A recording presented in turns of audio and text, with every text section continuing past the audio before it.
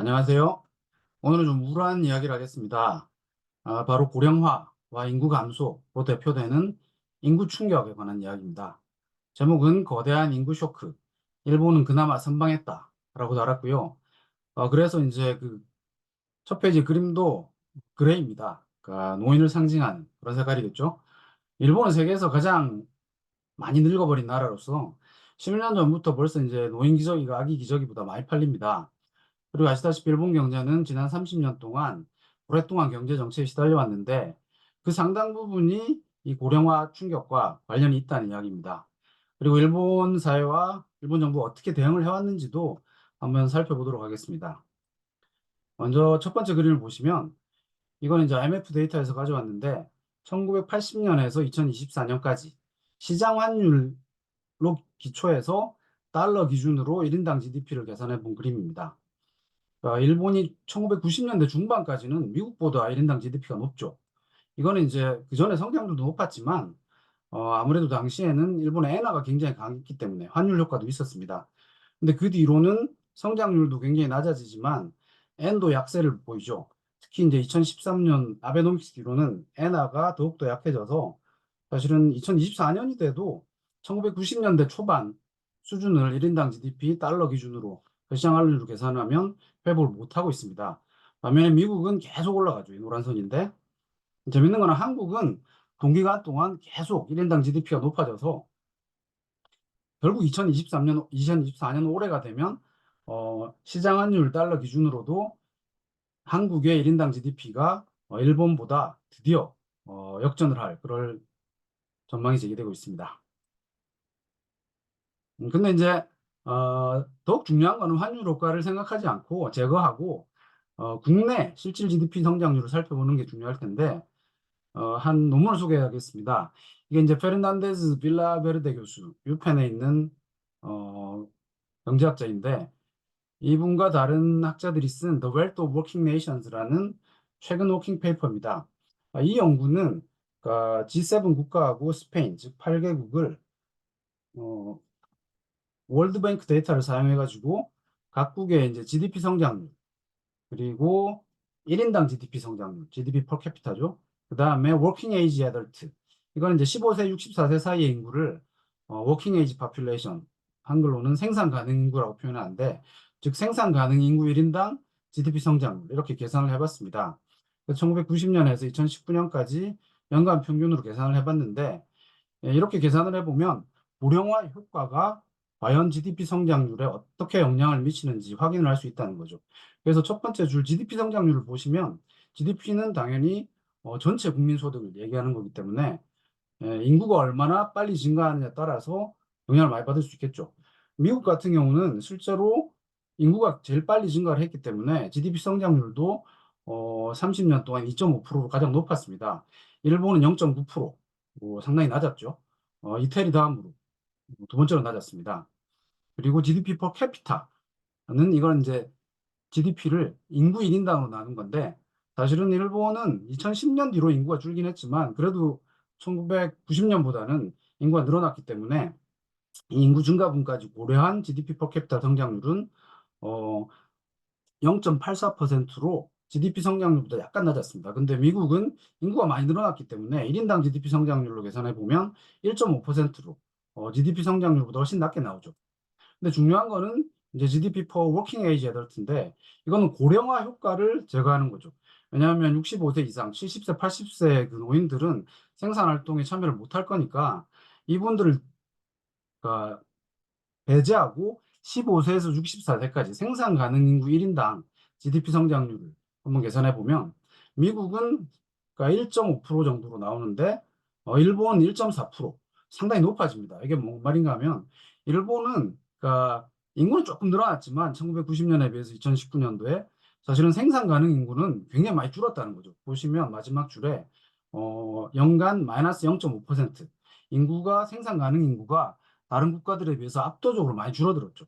그래서 일을 할 수 있는 생산 활동에 참여할 수 있는 인구가 줄었기 때문에 당연히 생산 가능 인구 1인당 GDP 성장률을 계산해 보면 상대적으로 높게 나오는 거죠. 그래서 생산 가능 인구 1인당 GDP 성장률은 30년 동안 약 1.44%를 기록해서 캐나다나 프랑스 그리고 스페인보다 높죠. 미국보다 조금밖에 낮지 않기 때문에 사실은 이런 고령화나 인구 쇼크를 고려하고 난 뒤에 일본 경제 성장률은 결코 나쁘지 않고 국제적으로 상당히 선방한 축이다라고 말씀드릴 수가 있겠습니다. 그래서 사실 일본 경제가 이제 장기 불황을 겪은 데는 뭐 버블이 붕괴하고 대차 대조표 불황이 오고 기술 혁신도 사실은 정체되고 여러 가지 문제가 있었겠지만 역시 인구 충격의 효과가 상당 부분을 차지한다라고 말씀드릴 수가 있는 거죠. 그래프를 보시면 왼쪽 그림은 이제 전체 GDP를 1990년도를 100으로 놨을 때 2024년까지 변화를 보여주는데 이 파란 점선이 미국인데 제일 빨리 높아지죠. 그리고 초록색 점선이 일본인데 상당히 점차합니다. 미국에 비해서. 그렇지만 이거는 이제 인구 효과가 있는 거죠. 그래서 오른쪽 그림은 그 GDP를 생산 가능 인구로 나눈 생산 가능 인구 1인당 GDP의 변화를 보면 1980년에 비해서 2024년까지 변화를 보면 사실 미국에 비해서 일본의 변화가 그렇게 많이 뒤처지진 않습니다. 그래서 사실은 일본의 경제 성장률이 특히 GDP 전체로 계산했을 때 굉장히 상대적으로 낮게 나오는 거는 이 생산 가능 인구가 줄어들었다라는 효과가 굉장히 관련이 큰 거죠. 그래서 인구 변화를 보면 왼쪽에 이 15세, 64세 사이의 생산 가능 인구 변화를 보면 미국, 캐나다는 계속 증가하죠. 그런데 일본은 1990년대 중반, 95년 이후부터는 굉장히 빠르게 떨어집니다. 그리고 오른쪽 그림, 전체 인구에서 생산 가능 인구, 15세, 64세 사이의 인구가 차지하는 비중도 다른 나라와 비교했을 때 일본이 1990년대 중반 이후에 굉장히 급격하게 하락하는 걸 알 수가 있겠습니다. 그래서 일본의 인구 변화를 보면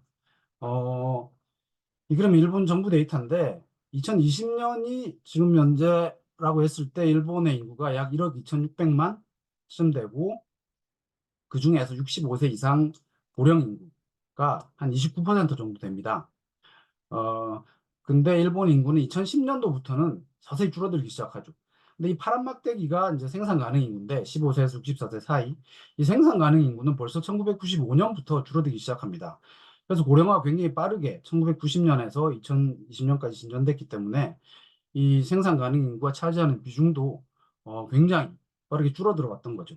그리고 이 추세가 계속돼서 2070년쯤 되면 고령 인구 비중이 약 39%가 될 것이라고 전망이 되고 있습니다. 그래도 이전의 30년에 비해서는 고령화 속도는 좀 느려질 거다라고 전망이 됩니다. 왜냐하면 이미 너무 빠르게 늙어버렸기 때문에 나라가. 인구 피라미드를 보시면 1990년 같은 경우에는 이 생산 가능 인구가 전체 인구에서 한 70% 되죠. 근데 30년 이후에 2020년이 되면 약 10%포인트 줄어서 60%로 줄어들었고 2070년이 되면 52%까지 줄어들 전망입니다. 이렇게 이제 고령화가 빨리 진전되는 이유는 하나의 요인은 역시 출산율이 떨어지는 것이고 두 번째는 얼마나 사람들이 오래 사는가 하는 것이겠죠. 그래서 출산율을 먼저 보시면 전 세계 국가들이 이제 소득이 높아지면서 출산율이 하락하죠. 일본도 1970년대 이후에 계속 장기적으로 떨어지고 있습니다. 물론 더 옛날에는 굉장히 높았고요. 2005년까지 상당히 많이 떨어졌다가 그 이후로 약간 회복을 했다가 다시 하락해서 2021년도에 약 1.3 정도를 기록하고 있는데 아시다시피 가장 빠르게 더 많이 떨어진 나라는 한국이죠. 요즘은 중국도 굉장히 빠르게 떨어지고 있는데 한국은 2022년도에 0.78을 기록했고 작년에는 한 0.72 정도. 그렇게 생각하면 이제 일본에 비해서 한국이 출산율이 굉장히 낮은 상황이죠. 일본은 한국보다는 출산율이 상당히 높은 현실이라는 걸 알 수가 있습니다. 그리고 이제 65세 이상의 고령 인구의 비중을 보면 2020년도에 약 29% 정도 된다고 얘기를 드렸고 그 비중이 1990년부터 굉장히 빠르게 높아졌죠. 일본에서는. 어, 그리고 그래도 이제 고령화 속도는 그 뒤로는 앞으로는 조금 느려진다라는 걸 확인할 수가 있고 이 그래프에서 가장 빠르게 치고 올라온 나라는 역시 한국입니다.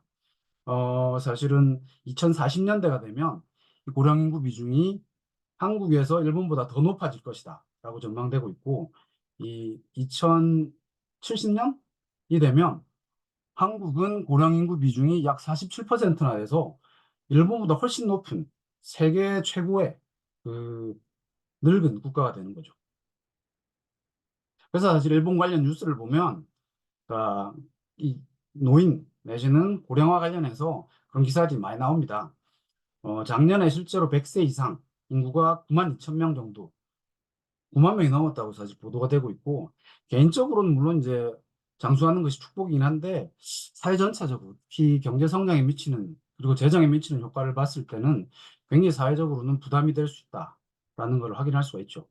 그리고 이제 다른 뉴스를 보면 작년에 이미 80세 넘은 인구가 일본 전체에서 약 10%가 돼서 거의 1200만 명 정도가 80세 이상의 노인이라고 할 수가 있는 거죠, 일본은.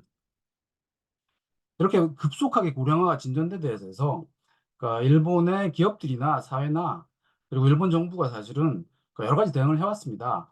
무엇보다도 고령화가 빨리 진전되고 그러니까 노동할 수 있는 인구가 줄어드니까 그에 대응해서 자동화가 굉장히 빠르게 도입됩니다. 실제로 그 MIT 아세모글루 교수의 연구에 따르면 여러 국가들을 비교해 보면 고령화가 빠르게 진전되는 일본 같은 나라에서 로봇의 도입의 속도가 가장 빠르다. 그래서 생산성을 사실은 높일 수가 있기 때문에 경제 성장률 떨어지는 것을 어느 정도 막을 수 있다라는 그런 연구도 있었고요. 그리고 사회 전체적으로 이제 일본 정부 그리고 기업계와 노동계가 사실은 머리를 맞대고 오랫동안 논의를 해가지고 정년이 계속 연장돼 왔죠. 일본 같은 경우는. 그래서 2013년도에는 거의 기업들이 노동자들이 원할 때는 65세까지 의무적으로 고용을 하도록 그렇게 합의가 됐고요. 2021년에는 70세까지 기업들이 계속 고용하기 위한 노력을 기울여야 된다라는 권고를 했습니다. 정부가. 그리고 보다 구체적으로는 그 2013년부터 아베 정부에서 아베노믹스를 실시했는데 아베노믹스 2단계, 2015년부터는 2단계라고 표현을 하는데 그래서 도입된 1억 총알약 플랜이라는 계획이 굉장히 재밌습니다. 2016년 5월에 이제 아베 정부가 50년 후에도 인구 1억을 유지하겠다라고 사실은 발표를 하면서 출산율을 1.8, 사실 너무 높은 비현실적인 계획이긴 한데 를 목표로 해서 인구 1억을 유지하기 위한 이런 플랜을 발표합니다. 구체적인 내용을 보시면 무엇보다도 첫 번째는 이제 일하는 방식의 개혁이라고 해가지고 비정규직의 처우를 개선하고 정규직과 비정규직 사이에 동일 노동을 할 때는 동일한 임금을 주겠다는 그런 내용을 법제화하겠다. 실제로 법제화를 했습니다. 그리고 시간의 근로를 규제해서 노동 시간을 줄이겠다라는 그런 내용들을 발표를 합니다. 그래서 사실 왜냐하면은 일본은 한국과 다르게 대기업, 중소기업 사이에는 임금 격차가 그렇게 크지 않은데 정규직, 비정규직 사이는 격차가 굉장히 크거든요. 근데 아무래도 이제 청년층이 비정규직이 많기 때문에 이렇게 노동 조건과 임금이 열악하면 청년들이 아무래도 결혼하기 힘들고 아이를 낳기 힘들겠죠. 그리고 너무 장시간 노동을 하면 당연히 아기 키우기가 힘들 거니까 이런 일하는 방식의 개혁을 통해서 출산율을 높이기 위해서 이런 정책들을 도입을 했던 거죠. 그리고 두 번째는 이제 여성이나 고령자의 사실은 취업을 촉진해서 노동 공급을 더 늘리겠다라는 그런 계획을 발표를 합니다. 여성 같은 경우는 아무래도 남성에 비해서 고용률, 취업률이 낮을 테니까 일을 안 하고 있던 그런 주부 같은 여성들을 노동시장에 나오게 해서 더 일을 많이 하도록 만들면 상대적으로 일손 부족 문제를 해결할 수가 있겠죠. 그리고 65세 이상 그 노인들도 건강한 경우에는 당연히 사실은 그 노동을 하게 되면 경제 성장을 더 촉진할 수 있는 그런 효과가 있을 거고요. 그리고 최저임금 인상도 추진하고 저소득층 같은 경우는 무상보육과 무상교육을 추진해서 출산율을 더욱더 제고하기 위한 이런 노력들을 기울인 거죠. 그래서 1억 총알약 플랜 문서를 보시면 재밌는데 구체적으로 일본 정부의 이 문서에 결론적으로 노동 공급 이러한 정책들은 노동 공급과 임금 총액을 증가시키고 또한 생산성 상승을 촉진해서 성장과 분배의 선순환을 추진하는 궁극의 성장 전략이 바로 1억 총알약 플랜이다라고 이야기를 하고 있습니다. 실제로 약간의 성과도 있었는데 고용률이 높아졌다는 거죠. 고용률은 15세 이상 인구 중에서 취업자의 비율을 보여주는데 이 파란 선이 왼쪽 그래프에서 파란 선이 일본 전체 고용률입니다. 당연히 이제 90년대 이후에 고용률이 하락하죠.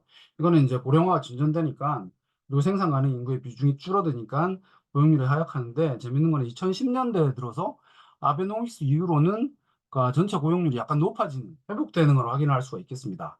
남성 같은 경우는 그렇게 많이 높아지진 않은데 확실히 여성 고용률이 굉장히 빠르게 높아지죠. 그러니까 아까도 얘기 드렸듯이 여성의 고용을 촉진해서 노동 부족 문제를 해결하고 GDP 성장을 그러니까 더 이상 떨어지는 것을 막은 그런 효과가 있었던 거죠. 그리고 65세 이상 고용률을 봐도 2010년대 뒤로는 상당히 그 전에 비해서 높아졌다는 걸 확인할 수가 있습니다. 그래서 어떻게 보면 그 일본 정부나 사회의 노력이 적어도 고용률을 회복하고 노동 공급을 늘리는 쪽으로는 어느 정도 성과가 있었다라고 얘기 드릴 수가 있겠죠. 문제는 근데 이제 한국입니다. 아까도 보셨듯이 일본은 이미 인구 변화의 쓰나미를 먼저 겪은 나라고 매를 먼저 맞은 셈이죠, 사실. 그리고 이런 심각한 아주 급속한 고령화에도 불구하고 고령화를 사실은 이 효과를 제거하고 나면 고려하고 나면 그나마 상대적으로 선방을 했다라고 말씀을 드렸는데 이 문제는 사실은 고령화와 인구 쇼크는 한국에게는 앞으로 닥쳐올 일이거든요. 그래서 뭐 여러 가지 구조개혁도 필요하고 정년 연장이나 뭐 여성 고용 확대, 일본에서 보셨듯이 그리고 특히 출산율 제고라든가 노인 빈곤 문제가 아주 심각하니까 이런 문제 해결을 위해서 정부 재정 역할이 굉장히 중요할 텐데 해외에서 봐도 한국을 보고 있으면 굉장히 우려스러운 점이 많긴 합니다. 이 그래프는 코치와 블룸 하버드의 학자들인데 최근에 작년에 이제 NBR 워킹 페이퍼에 나온 내용을 가져왔는데 이 연구자들은 2020년에서 2050년까지 이 인구 데이터, 인구 전망 데이터를 사용해 가지고 각 OECD 각국에서 얼마만큼 연간 1인당 GDP 성장률이 하락할 건지 고령화 효과 때문에 얼마만큼 1인당 GDP 성장률이 하락할 건지를 한번 사실은 계산을 해봤는데 제일 끝에 한국이 있죠, 코리아. 코리아가 2020년에서 2050년까지 연간 평균 리트로스펙티브 에이징 사각형인데 에 기초해서는 성장률이 거의 1년에 1.5% 이상 하락할 것이다 라는 그런 전망치를 제시를 하고 있습니다. 여기서 리트로스펙티브 에이징이라고 하는 거는 65세가 사실은 노인 인구 그 트레시홀드니까 65세 이상이면 노동을 하지 않고 생산활동에 참여하지 않는다라는 그런 가정하에서 성장률 전망치를 계산한 거고 그 옆에 다이아몬드 프로스펙티브 에이징은 성장률 하락치가 조금 낮게 나오는데 이거는 사실 65세가 넘어도 요즘은 노인분들이 건강하시니까 그러니까 노인 연령 자체가 높아져서 65세 이상 인구도 어느 정도 일을 할 수 있다라는 그런 가정에서 계산을 해본 거죠. 아무튼 양쪽 다 계산을 해봐도 한국이 OECD 중에서 가장 당연히 고령화 속도가 제일 빠르니까 2050년까지 연간 1인당 GDP 성장률이 제일 많이 떨어지는 나라라고 보고 되고 있고 반면에 일본은 리트로스펙티브 에이징으로 해도 뭐1% 미만으로 1인당 GDP 성장률이 하락하는데 프로스펙티브 에이징에 기초해서 계산해 보면 이미 일본은 정년 연장이 되고 있고 그리고 일본 노인들이 건강해서 70세 이상이 돼도 상당 부분 노동을 계속 할 수 있다라고 만약에 가정을 하면 사실 별로 성장률이 별로 안 떨어집니다. 한국에 비해서. 특히 더 그런데 그런 면에서 이제 이런 연구가 보여주는 그런 결론은 역시 한국이 앞으로 한 20년, 30년 뒤를 봤을 때는 인구 고령화의 충격을 성장 측면에서 가장 심각하게 겪을 나라다라고 하는 것이죠. 예, 그래서 오늘은 어, 거대한 인구 쇼크, 고령화라는 이런 충격이 과연 일본 경제에 어떤 영향을 미쳤고, 일본은 어떻게 대응을 해왔는지 살펴봤습니다. 특히 이제 GDP 성장률 자체는 굉장히 낮아졌지만, 그나마, 인구 변화, 고령화 효과를 고려한 이후에 생산 가능 인구 1인당 GDP 성장률은 별로 사실은 국제적으로 낮지 않았기 때문에 일본은 그나마 선방했다라고 말씀을 드렸고요. 아무튼 이러한 일본의 경험이 특히 이제 우리 한국에게 좋은 교훈이 됐으면 좋겠다고 이렇게 생각을 해봅니다. 자, 오늘은 여기까지 하겠습니다. 감사합니다.